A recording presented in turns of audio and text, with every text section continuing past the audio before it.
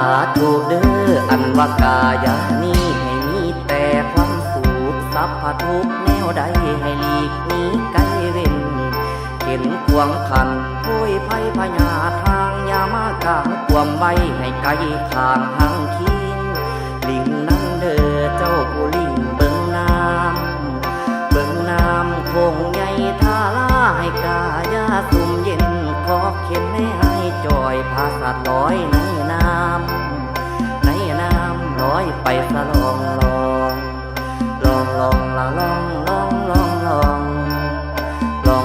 ละลองละลองอย่าได้มีขัดของขาทางวางใดแสงเทียนไตใส่ส่องนำทางว่างผาศาสตร์ลงลอยลองไหลในน้ำ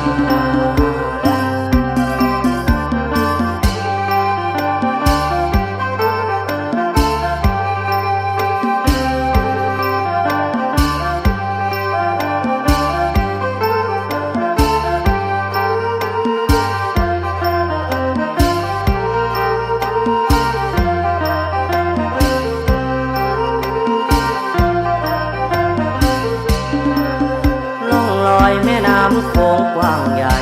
เสนียดจันไหลให้ห่างกายกายาลอยแล้วอย่ากลับหลังหวนหาว่าเราเวทนาจะคืนเข้าสู่กายหมายใจตั้ง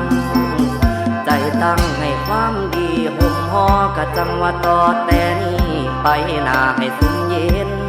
สัพพะขอเว้นสัพพะโศกโลค่าอยู่น้ำตาขาแขนให้เป่าแป้นเด้อเจ้าความดีเขาเฮือนซ่านบานซองเงินทองไหลหลังล้นเจริญลุงหุ่งเฮือง